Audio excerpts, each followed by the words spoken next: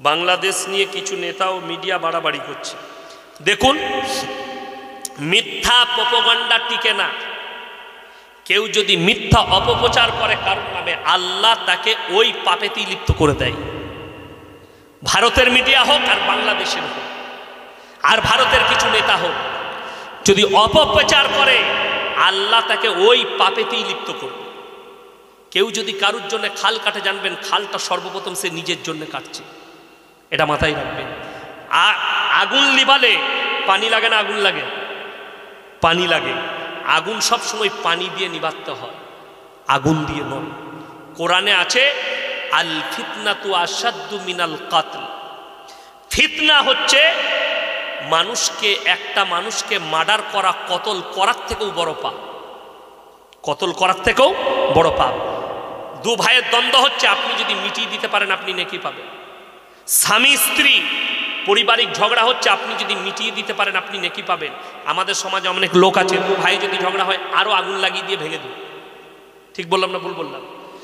এই লোকটা কতল, একটা মানুষকে মার্ডার করলে যে পাপ হয় সেই গুনাহ।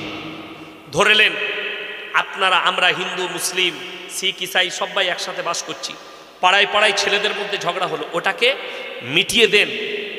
কেন? দেখুন, আমরা যখন ছোটবেলায় স্কুলে পড়তাম, মাস্টাররা মারলে আমরা ভয়ে বাবাকে বলতাম না। কেন? বাড়িতে আর একবার আব্বা মারবে, ঠিক কি না? এখন সরকার বলেছে কোনো মাস্টার যদি কোনো ছাত্রকে মারে 6 মাস সাসপেন্ড, 25,000 টাকা জরিমানা। কত বললাম? 25,000। ভালো করে আইনটা দেখে নেবেন, সরকার আইন করে দিয়েছে, ভারত সরকার। কোনো ছাত্রকে কোনো মাস্টার যদি হাত লাগায় 25,000 টাকা জরিমানা, 6 মাস সাসপেন্ড থাকবে। তো মাস্টাররা মারা বন্ধ করে দিয়েছে, ঠিক কিনা? এখন মাস্টার যদি কোনো ছাত্রকে মারে, বাপ পরিবার লাঠি সুটা নিয়ে মাস্টারকে মারতে যায়। ঠিক বললাম না ভুল বললাম? এরা ওই জন্য তো পড়ালেখা উঠে গেছে। সকাল হলে প্লেট নিয়ে যাও, খাও দাও, ঘর চলে এসে। কি বুঝলেন? আমার মেয়ে দেখছি একদিন একটা ডিম নিয়ে এসছে হাতে করে, স্কুলে খাই না, বাড়ির কাছে স্কুল, ছোট মেয়েটা। পিরামিডটা কোথায় পেলি? বলে স্কুলে দিয়েছে। আমি বলে আর পড়ালেখা হয়? কথাটা বুঝতে পারেন? আমি তো মনে মনে ভাবি, আল্লাহ আমাদের জামানায় ভাত দেয় না, দিলে একটু ভালো হতো, মা বাপের একটু চালটা বেঁচে যেত। বড় কষ্ট লাগে, শুনে রেখে দেন। যেদিনে ছাত্রদিকে মারা বন্ধ হয়ে যাবে, আজকে আমাদের মাদ্রাসা বোর্ড নিষেধ করে দিয়েছে ছাত্রদিকে মারতে পাবে না, পড়ালেখার মান শেষ হয়ে গেল। আমি যখন প্রথম জীবনে বর্ধমান টাউনে খাগড়াগড় মাদ্রাসায় শিক্ষক ছিলাম, আমার যে ছাত্ররা ছিল, মসজিদে আমি ঢুকে গেলে একটা মাছি উড়ার শব্দ উঠত না। আমার এত ডিসিপ্লিন ছিল। আজকে আমি হাত আমার বাঁধা গেছে, ছাত্র আর তৈরি হবে না। যাদেরকে মেরেছি তারা মানুষ হয়েছে। একটা বাচ্চা ছেলে ছিল, রাজা নাম ছিল, রাজা। তো আমার মাঝে মাঝে সে অন্য জায়গায় পড়তো, অন্য ক্লাসে, আমার পানির প্রয়োজনে, রাজা এদিকে আয়, খালি এই ডাকাটা সে কাঁদতো, আমি ডাকি, আমি ভয়ে আর তাকে ডাকতাম না। তাকে যদি পানি খাবার লেগেও ডাকতাম, সে কাঁদতে লাগতো, আমি আর ডাকতাম না তাকে। কেন? সে জানছে ইয়াসিন সাহেব ডাকছে মানে মারবে। আমার এত ডিসিপ্লিন ছিল। কোনো ছেলে ছাত্র মানুষের সঙ্গে চায়ের দোকানে বসে চা খেতে পেত, তার পিঠটা ফাটিয়ে দিতাম। তোমার চা খাবার জায়গা বড় মানুষদের সাথে নয়, মাদ্রাসার ভেতরে থাকবে। ডিসিপ্লিন। আজও আমার খাগড়াগড়ে অনেক মানুষ বলে, হুজুর আপনি ছিলেন মাদ্রাসায়, ডিসিপ্লিন ছিল। আমি বলি, আজকে আমি আমার মাদ্রাসাতেও আমার হাত বাঁধা, ছাত্র তৈরি করতে পারি না। কেন? আমি যেখানে পড়াশোনা করেছি গুজরাটে, আমি ডিসিপ্লিনে মানুষ হয়েছি। বড় ডিসিপ্লিন, খাবারের ডিসিপ্লিন, গা ধোয়ার ডিসিপ্লিন, থাকার ডিসিপ্লিন, পড়াশোনার ডিসিপ্লিন, মারাত্মক ডিসিপ্লিন ছিল। আজকে সব উঠে গেছে। আমার এই বয়সী যারা বসে আছে, আমরা যখন স্কুলে পড়াশোনা করেছি, আচ্ছা মাস্টার, আমরা শিক্ষক দিবস কেউ জানতাম?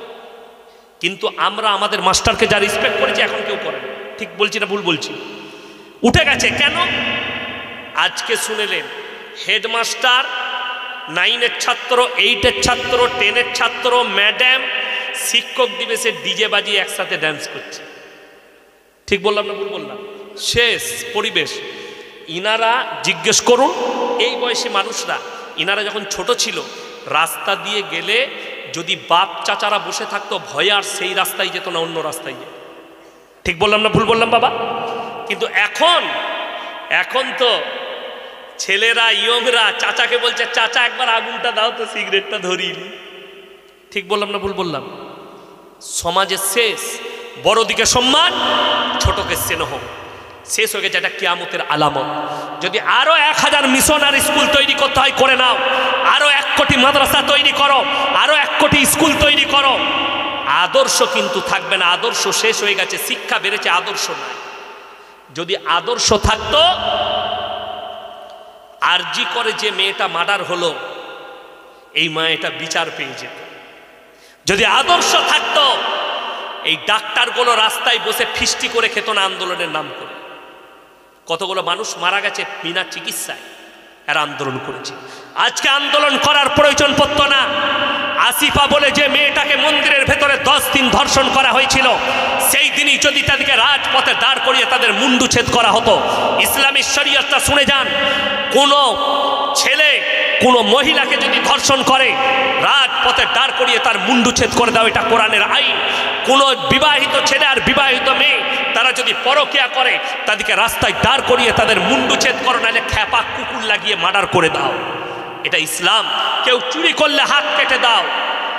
আমি বলে দিচ্ছি, একটা এই যারা মার্ডার করেছে ধরা পড়ে গেলে এদের বিচার নয়, এদের বিচার হচ্ছে রাজপথে দাঁড় করিয়ে গুলি করে দাও, তা না হলে মুন্ডুচ্ছেদ করে দাও।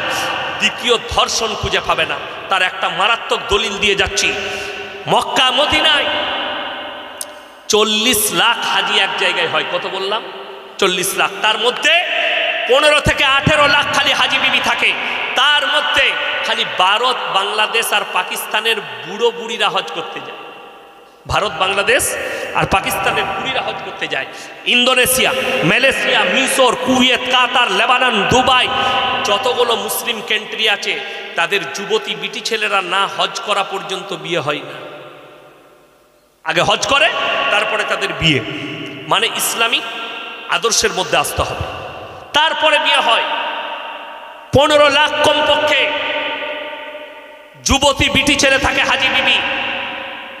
বড় কষ্ট লাগে। পৃথিবীর ইতিহাসে কোনো মিডিয়াওয়ালা, কোনো মানুষ একটা যদি বার করতে পারে হজের ময়দানে একটা যুবতী বিটি ছেলে ধর্ষিতা হয়েছে, আমি ইয়াসিন জীবনে আর সমাজের বুকে বক্তব্যই দেব, চ্যালেঞ্জ। তার কারণ কি? মক্কায় যদি কোনো মেয়ের গায়ে টাচ করেন, আপনার মুন্ডুচ্ছেদ করে দেওয়া হবে। কোরআনের আইন। কেউ যদি ধর্ষণ করে, মুন্ডুচ্ছেদ করে দাও, তা না হলে অর্ধেকটা পুঁতে খ্যাপা কুকুর লাগিয়ে দাও। কোনো অবিবাহিত আর অবিবাহিত ছেলে আর অবিবাহিতা মেয়ে তারা যদি পরকীয়ায় লিপ্ত হয়, তাদেরকে 100টা কুড়া মারো দাঁড় করিয়ে, আর ইস্তেগফার করাও। ইসলামী শরীয়ত ধর্ষণ খুঁজে পাবেন না। ভারতে যদি 10টা ধর্ষণকারী মুন্ডুচ্ছেদ করা হয় রাস্তায় দাঁড় করিয়ে, দ্বিতীয় আর আরজি কর দেখতে হবে না। কিন্তু বড় দুঃখের বিষয়, আমাদের দেশে যে ধর্ষণ করে তাকে বাঁচাবার লেগে উকিলও পাওয়া যায়। ঠিক বললাম না ভুল বললাম?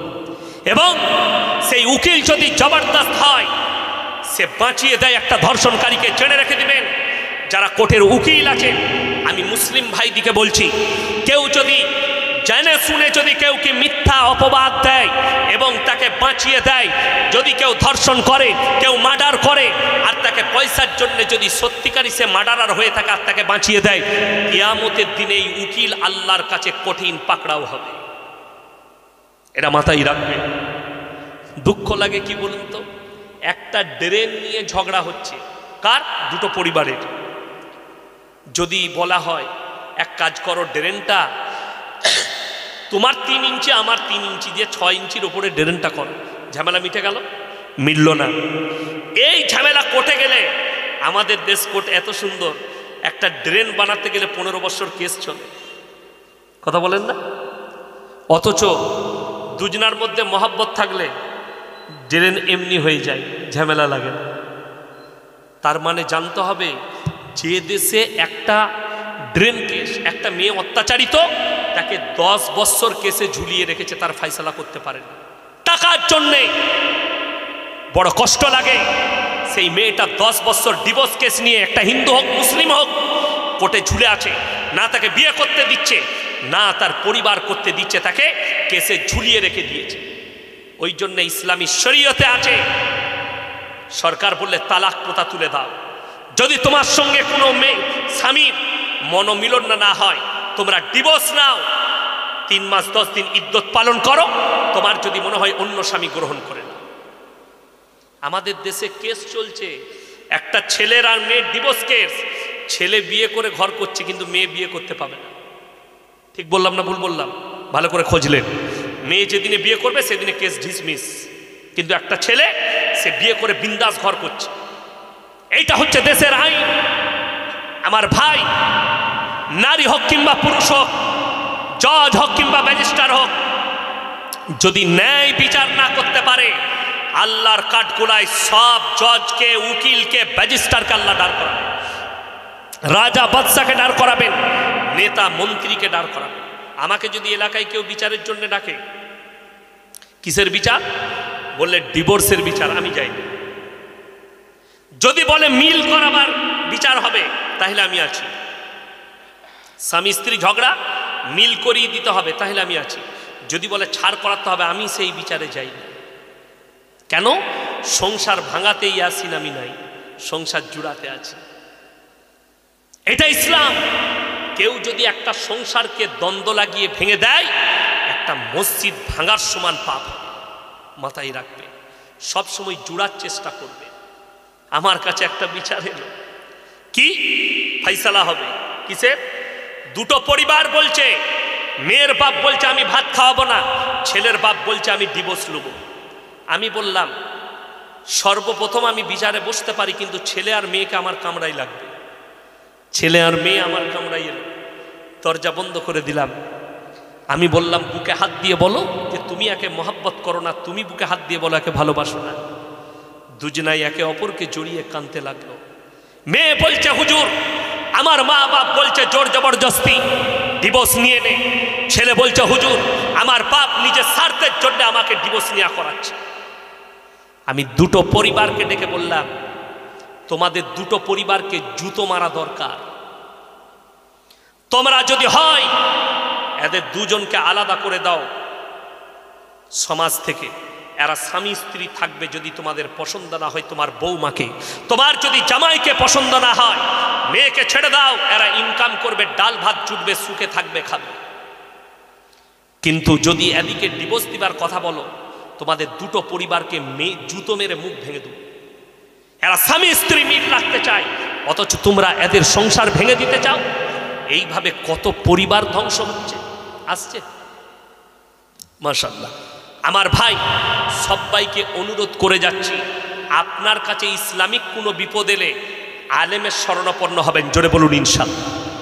আলেমের আপনার পারিবারিক দ্বন্দ্ব আপনি আগে মিটাতে ক্লাবে যাবেন না, আপনি মিলাতে পার্টিতে যাবেন না। সর্বপ্রথম কোনো এলাকার বড় আলেমের দ্বারস্থ হবেন। আমার পারিবারিক এটা দ্বন্দ্ব আছে, আপনি একটু ইসলামী তরিকা দিয়ে মিটিয়ে দেন। আমি বলছি মিটে যাবে। একটু আমার পরিবারকে বুঝিয়ে দেন, আমার স্ত্রীকে বুঝিয়ে দেন, মিটে যাবে। জেনে রেখে দিবেন। কেন? একটা আলেম কখনো সংসার ভাঙতে চাইবে না, একটা ইমাম কখনো সংসার ভাঙতে চাইবে না। একটা আলেম সে জানে হাদিস আর কোরআনের দ্বারা একটা সংসার ভাঙা কত বড় পাপ। আপনি জানেন না কতগুলো ছেলের জিন্দেগি পরিবার নষ্ট হয় জানেন?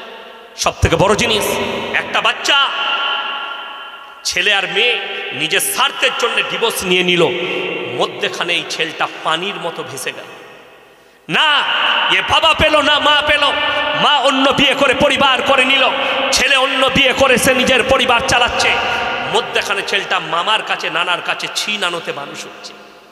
এর জীবনের কষ্টটা, এই দুটো মা বাপ জীবনে এই দাম্পত্য জীবন সুখী হতে পারে। লেখেলেন আমার ভাই। ওই জন্য অনুরোধ করে যাচ্ছি, ম্যানেজ করতে শিখুন। আমাদের সমাজের লোক ম্যানেজ করতে জানে না। ফট করে স্ত্রীর সঙ্গে ঝগড়া হলো, আপনি ফট করে বললেন 3 তালাক দিয়ে দিলাম, যা বুঝে। কে বলল তোমাকে তালাক দিতে? তালাকের পদ্ধতি তুমি আলেমের কাছে জেনেছো? তোমার স্ত্রী যদি খারাপ কাজেও লিপ্ত হয়, তুমি ফট করে তালাক দিতে যেও না। ইসলামের সুযোগ আছে, সুবিধা আছে। আপনি গিয়ে আগে চেষ্টা করুন ওটাকে ম্যানেজ করা।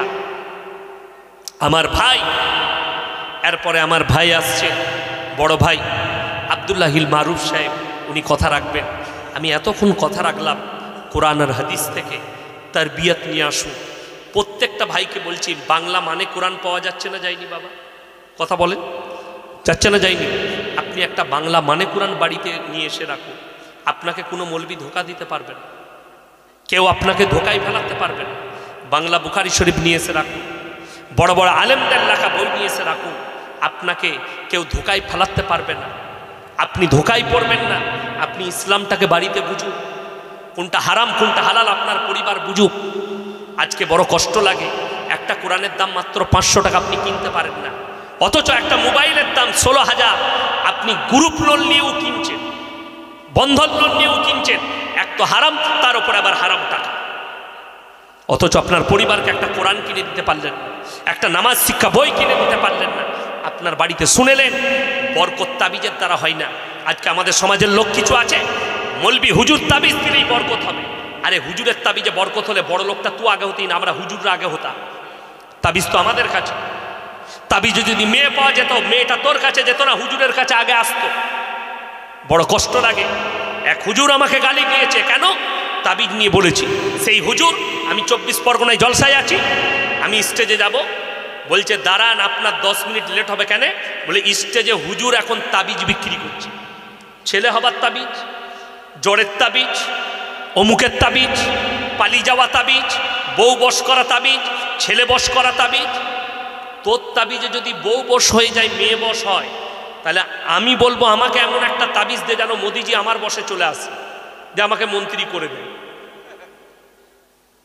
এ তো পাগল ছাগল। আপনি ভেবে দেখুন, যদি বলেন বরকত কোথায় পাবো, আমি বলছি রসুলের হাদিস। যারা পাঞ্জেগানা নামাজ আদায় করবেন, আল্লাহ রাব্বুল আলামিন মৃত্যুকাল পর্যন্ত তাদের রুজিতে কোনোদিন কমিয়ে দিবেন না। জোরে বলুন সুবহানাল্লাহ। এটা রাসূল সাল্লাল্লাহু আলাইহি ওয়াসাল্লামের হাদিস। আপনি মৃত্যুকাল পর্যন্ত রুজিতে কোনোদিন কমিয়ে দিবেন না। আপনি নামাজ পড়ুন। মায়ের দিকে বলছি, বাড়িতে বরকত চাইলে বাড়িতে কোরআনের তেলাওয়াত শুরু করুন, বাড়িতে নামাজ পড়ুন। কোরআন যারা না বুঝেও পড়বে, এক একটা হুরুফে 10টা করে নেকি দেওয়া হবে। জোরে বলুন সুবহানাল্লাহ।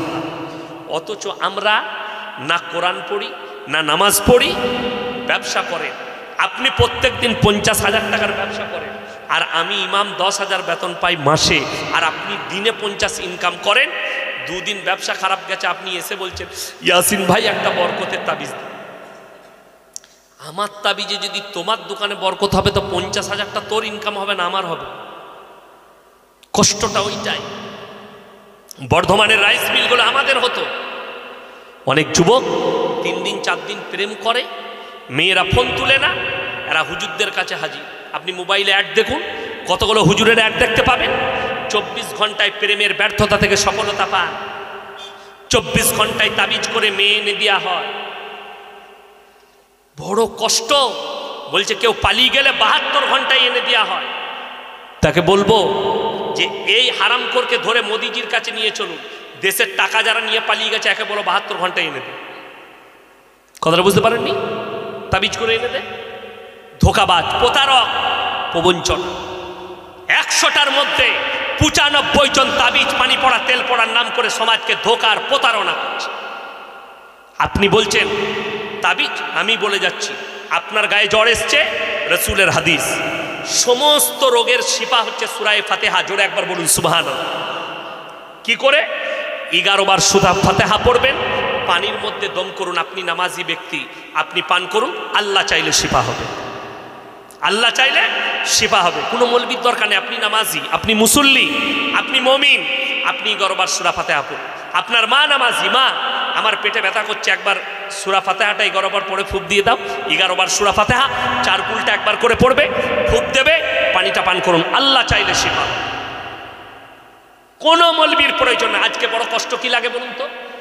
আপনি, রসুলের হাদিস আছে, সব থেকে ওই ব্যক্তি ভাগ্যবান যে দুনিয়াতে নিজের একটা যোগ্য সন্তান রেখে গেছে।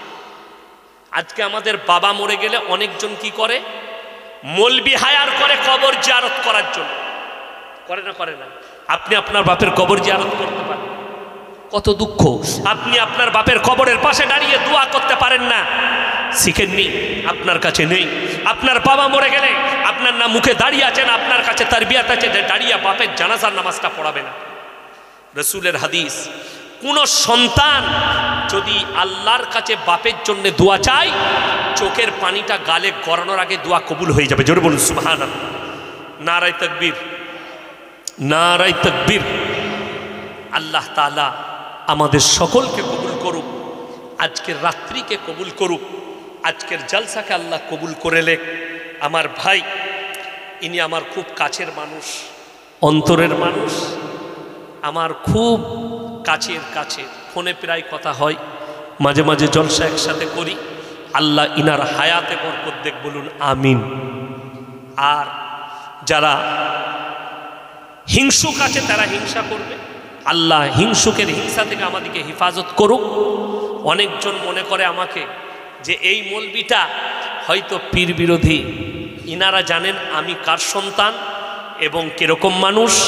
উনি আমার কাছের মানুষ, ইনার কাছ থেকেই শুনে নেবেন ইনাদের সাথে আমার কত মহব্বত। আমি একদিন জগৎবল্লভপুরে জলসা ছিল, তোয়া হুজুর বলল আমার বাড়িতে চা খেয়ে যাবে। আমি গিয়ে ঢুকে চা খেলাম, নাস্তা করলাম, তারপরে গেলাম। আমার অপরাধ একটাই, ভাইজান জানে, আমাকে যদি কেউ বলে কিয়াম, আমার কাছে কিয়াম আমি করব না, কিন্তু আমি কেউ কি বাধা দিই না। হাওড়া জেলায় একটা ছেলে কিয়াম করছে, আমি স্টেজে বসে আছি, আমি দাঁড়াইনি। কিন্তু পরবর্তীতে কোনো এক ফুরফুরার হুজুরদের সন্তান, তিনি বলেছেন আমি ওই স্টেজে থাকলে ইয়াসিনকে লাথি মেরে ফেলে দিতাম। তখন আমি বলেছি তোমার থেকে বড় দাদা হুজুরের দুশ্মন আর পৃথিবীতে কেউ হতে পারে না। যেহেতু দাদা হুজুরের ওসিয়তনামায় আছে, কেউ যদি দাঁড়িয়ে থাকে তাকে বস করিও না, কেউ বসে থাকলে তাকে জোর করে দাঁড় করিও না। তুমি ওসিয়তের বিরুদ্ধের কথা বলেছ।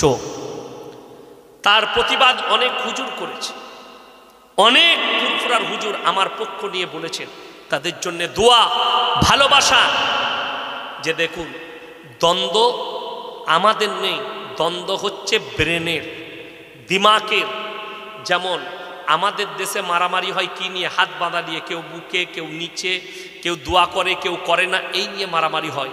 মক্কা মদিনায় কেউ বুকে হাত বাঁধছে, কেউ বাঁধে নাই, কেউ দোয়া করছে, কেউ করে নাই, কেউ টুপি লাগিয়েছে, কেউ লাগায় নাই। শুনেছেন মক্কায় মারামারি হয়েছে? হয়নি। তার মানে দিন তার থেকে আপনি বেশি বুঝে গেছেন, মানে আপনি মারামারি করছেন। আল্লাহ আমাদের মধ্যে একতা দান করুক, মিল মোহাব্বত দান করুক, ভালোবাসা ভ্রাতৃত্ব দান করুক। আমিন। ওয়া আখিরু দাওয়ানা আনিল হামদুলিল্লাহি রাব্বিল আলামিন। আসসালামু আলাইকুম ওয়া রাহমাতুল্লাহি ওয়া বারাকাতুহু। সবাই দরুদ শরীফ পড়ুন। আল্লাহুম্মা। নদিয়ার এই প্রান্ত নয়, কৃষ্ণনগরের ও পাটটা, এই পারে নয়, কৃষ্ণনগরের ও পাটটা। আমি মায়াপুরে সেদিনে জলসা করলাম, 10,000 শ্রোতা। শেষ কটায় হলো? রাত্রি 11টায় জলসা শেষ। প্রথম বক্তা মগরিব থেকে এসার পরে আমি চাপলাম, রাত্রি 11টায় জলসা শেষ। 9টা থেকে 11 জলসা ক্লিয়ার। শ্রোতারও নামাজ হবে, আমিও বাড়িতে একটাই পৌঁছে গেলাম, আমারও নামাজ হলো ফজরের। কথাটা বুঝে এসছে? আব্দুল্লাহ মারুফ ভাই দুটোই জলসা শেষ করবেন, ওনার বাড়ি পৌঁছতে ফজর, উনি নামাজ পড়ে শুলেন। কিন্তু যে লোকগুলো দুটোর সময় বাড়িতে গিয়ে শুনলো, তারা আর ফজরে উঠবে না, এমনি তো নামাজ পড়ে না। আমি কিন্তু এখনো জলসা শুরু করি নাই। আমার আজকে জলসা শুরু হচ্ছে। আমি জলসায় যে দরুদটা পাঠ করলাম, এই দরুদটা পড়া গুনাহ না ভালো? ইনারা বললেন আফজল। এখন এই নদিয়ার কিছু অংশ, 2 24 পরগনা, হাওড়া, হুগলি, মেদিনীপুরের একটা মহৎ রোগ, নামাজ পড়ে না, কিন্তু জলসায় এসে বসে হুজুর দরুদ পড়বে, ও জোরে জোরে পড়বে, হুজুর মনে করবে এগুলো সব আউলিয়া বসে আছে।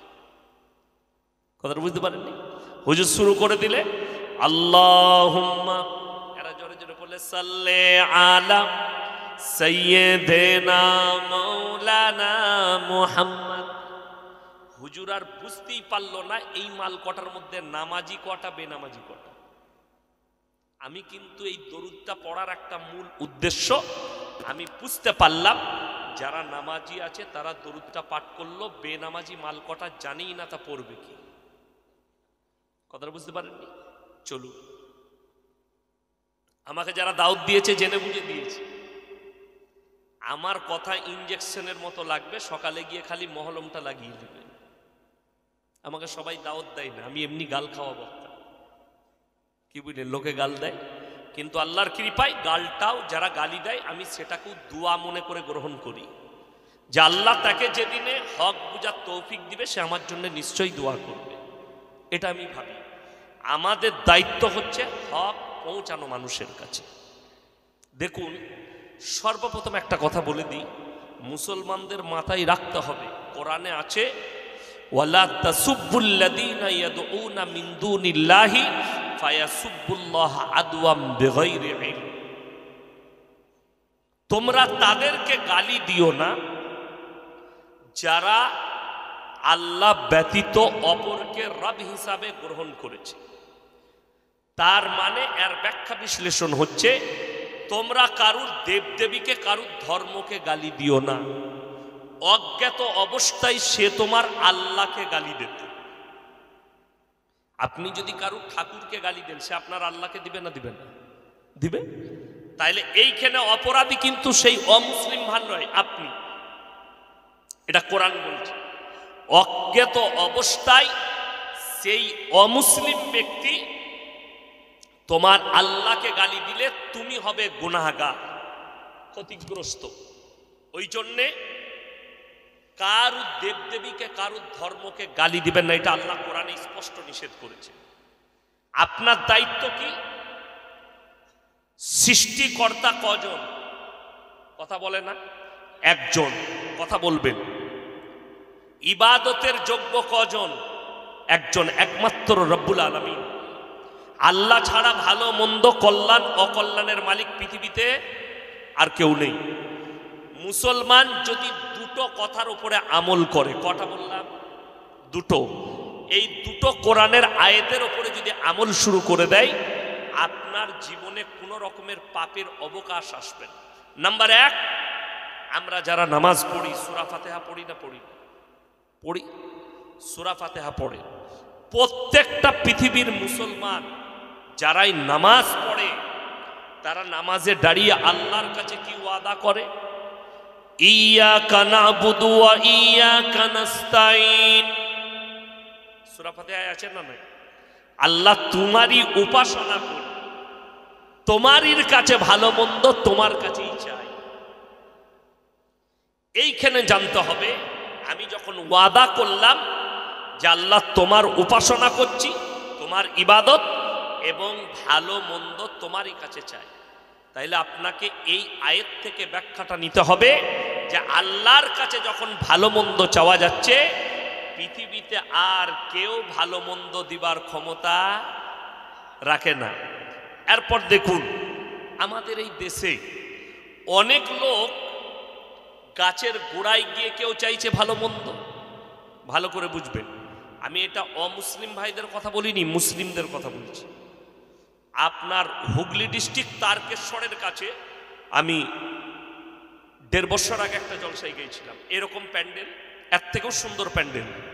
তো এই স্টেজের পাশে একটা গাছ, গাছটা কি বোঝা যায়নি, কাপড় ল্যাপটানো আছে। গাছের গোড়ায়, গাছটা উপর দিকে চলে গেছে, চারিদিকে প্যান্ডেল, গাছের গোড়ায় ঘোড়া রাখা আছে, মাটির ঘোড়া। কিসের ঘোড়া বললাম? মাটির ঘোড়া। আগারবাতি আছে, মোমবাতি আছে, ঢিপি করা আছে। তো আমি মনে করলাম যে মাশাআল্লাহ, এখানে আমার অমুসলিম ভাইরা পূজা পাঠ করে, মুসলিমরা এখানে জলসা করছে গ্রামের মধ্যে, মাশাআল্লাহ খুব মিল মহব্বত আছে। আমি বললাম, বাবা আপনারা খুব ভালো মানুষ, এখানে জলসা হচ্ছে, এখানে অমুসলিম ভাইরা পুজো পাঠ করে। তেনারা উত্তর দিলে, হুজুর এটা আমাদেরই। কি উত্তর দিলে? এটা আমাদেরই। কেন? বলে এখানে বুড়ো পীর সাহেব আছে, আমরা এখানে ভালো মন্দ চাই। আপনি ইমানদারের সঙ্গে বলবেন, একটা অমুসলিম ভাই মাটির মূর্তি তৈরি করে তার কাছে সিজদা করার কারণে ইসলামে, কোরআনে আছে আল্লাহর কাছে যতগুলো পাপ আছে, আমরা পাপ করি না, আমাদের দ্বারা পাপ হয় না? হয় না, গুনাহ হয়। আপনারা এটা মনে করেন না যে শুধু আপনারাই পাপ করেন আর এই মৌলবিগুলো ধোয়া তুলসী পাতা, আমাদেরও চলতে বলতে উঠতে বসতে গুনাহ হয়। এরপর গুনাহগারদের মধ্যে দুটো পার্থক্য আছে। কটা বললাম? দুটো। একটা হচ্ছে গুনাহ পাপ হয়ে যাওয়ার পরে, বুঝার পরে সে আল্লাহর কাছে ক্ষমা চায়। কি করে? আল্লাহর কাছে ক্ষমা চায়। আর একজন বুঝার পরেও সে কিন্তু দাঁড়িয়ে থাকে, সে ক্ষমা চাইবে না, স্ট্যান্ড। এই দুটোর মধ্যে পার্থক্য আছে না? না, আসমান আর জমিনের ফারাক আছে। চলুন, আপনি কোরআনে আছে যতগুলো আমার কাছে পাপ আছে, নিকৃষ্ট পাপ হচ্ছে শিরকের পাপ। আল্লাহ ব্যতীত অপরকে ভালো মন্দের মালিক মনে করে। এর মারাত্মক দলিল আমি কোরআন থেকে একটা দেবো, যারা আল্লাহ ব্যতীত অপরের কাছে ভালো মন্দ চাইত। একটা হচ্ছে ইব্রাহিম আলাইহিস সালাতু ওয়াস সালাম। তিনার আব্বাজির তিনটে কাজ ছিল। কটা বললাম? তিনটে। এক হচ্ছে মূর্তি তৈরি করা, মূর্তি বিক্রি করা এবং তার উপাসনা করা। এই তিনটে কাজে লিপ্ত ছিলেন ইব্রাহিম আলাইহিস সালাতু ওয়াস সালাম। কোরআনে আছে তিনি তিনার আব্বা জানকে দাওয়াত দিলেন। কি বলে? ইজ ক্বালা লিআবিহি ইয়া বাতি লিমা তা'বুদু মা লা ইয়াসমাউ ওয়া লা ইউবসিরু ওয়া লা ইউগনি আনকা শাইয়্যা। হে আমার আব্বা জান, আপনি যাদের উপাসনা করছেন এদের নিজস্ব কোনো ক্ষমতা নেই, চলার ক্ষমতা নেই, বলার ক্ষমতা নেই। আপনি এগুলোকে সরিয়ে আমার আল্লাহকে বিশ্বাস করুন, আমাকে নবী হিসাবে বিশ্বাস করুন। আল্লাহ আমাকে নবুয়ত দিয়েছেন। ইব্রাহিম আলাইহিস সালাতু ওয়াস সালামের আব্বা দাওয়াত কবুল করেননি। এটা কোরআন। এইখানে দুটো জিনিস, আর একটা জিনিস এখানে পাচ্ছেন জ্ঞান। কি? সকলে বলুন, হিদায়েতের মালিককে আল্লাহ। এটা যদি কনফার্ম হয়, আমাদের সমাজের কিছু লোক আছে এই হুজুরকে দাওয়াত দিয়ে মানুষ হিদায়েত পাবে। ভুল কথা। কোনো মৌলবীর দ্বারা, কোনো পীরের দ্বারা, কোনো বুজুর্গর দ্বারা মানুষ হিদায়েত পায় না আমার আল্লাহ না দিলে। এইটা আপনাকে